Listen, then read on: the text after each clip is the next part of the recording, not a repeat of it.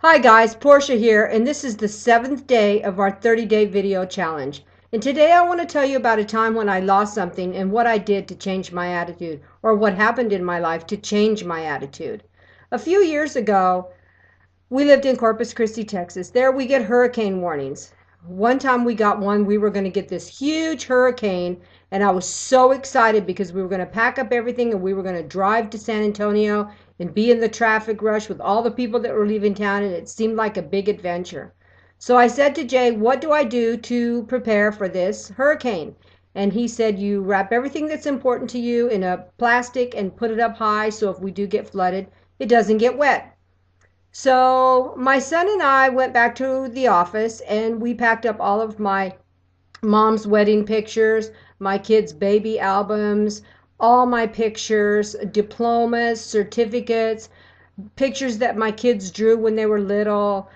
We didn't have Madison yet, so nothing from her, but both of my boys and both of our boys, and everything that we owned that was important paper-wise was in this bag. So I double wrapped it just to make sure that nothing was going to happen to this bag, and I put it up on the love seat.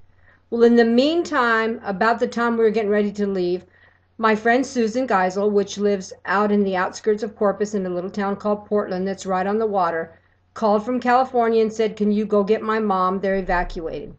So Jay and I got in the car. We went and picked up Susan and Leonard's mother, and we brought her to our home. Her being elderly, I said to Jay, let's go ahead and just stick it out. So we stayed home, we watched movies, and we rode out this huge wind and rainstorm it ended up being. And then it calmed down. The next day was Monday, and everything was back to normal. And Tuesday came, and we had to drive to Austin, Texas to get some papers for the corporation that we had just opened. So on the way back from Austin, for some reason, I thought about my pictures being in that bag. And I said to Jay, oh my God, where is that bag? I haven't seen that bag that I put in the dining room. Because we had these little walls and I put it around the corner. The way he looked at me, I knew. I knew immediately that something was not right. So I picked up the phone and I called home and I asked my son Jared, go into the dining room and see if the bag is there. I put it around the corner. He calls me back and says, no, Mom, it's not. I said, look everywhere. By now, my heart's pounding. My stomach is already coming up my throat. I am freaking out. So he went and looked everywhere for me and could not find this bag. So I looked at Jay again. I said, you have to remember what you did with this bag. Well, at that moment, he did realize, but he wasn't about to tell me. So before we even went home, I made Jay drive to the city dump. At the city dump, I begged the man at the gate to please let me in and beg for this bag of pictures. I said, I'll dig through the trash. I told him our address. He knew where they dumped that trash. I said, I'll go out there, give me some gloves. I don't care. That's my bag. He said, ma'am, there's people that come here begging for diamond rings that they threw away. I cannot let you in. So needless to say, 2 miles home, whatever it was, I was so uncontrollably crying and freaking out. So we got home. I searched the house.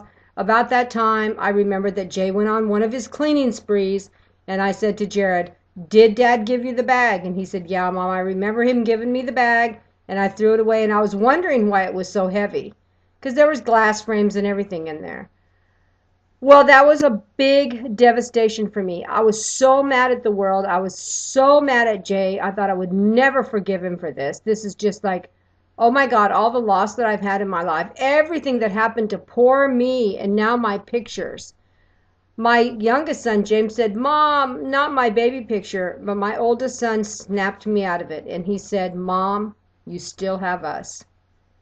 And it was like a snap of reality. You are so right. Can you imagine? I never want to imagine what a parent goes like to lose a child.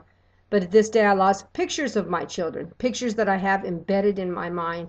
To this day, I can close my eyes and I can flip through the baby photo albums of the kids, from the baby showers to them being naked in the sink, and just everything that was in those pictures. My mom's wedding pictures, which unfortunately, my sisters never had a copy of. I was the only one that had them.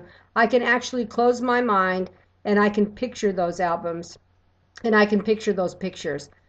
But again, my son had to snap me out of it and say, Mom, but you still have us. I have my children. Blessings.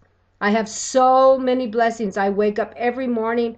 I said at work the other morning, I woke up so grateful this morning. I was grateful for my pillow. I was grateful for my sheets. I was grateful for the house that I had to sleep in. I was so grateful for when I woke up this morning. I wasn't really grateful for the alarm clock, but I was so grateful. I've learned to be grateful even though you experience losses or you lose something. It could have been so much worse, and you still have your health, you have your life, and one thing you have is an opportunity.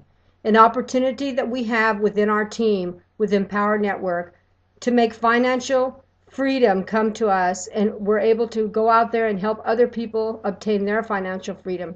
If you are interested in this business and making money from home, click on the link below. Don't wait. Do it now. Click on the link and get on our team. Join us for the challenge. Join us for my fantastic leaders, with my fantastic leaders, Toby and Layla. Get on the bandwagon and let's do this thing together. Thanks.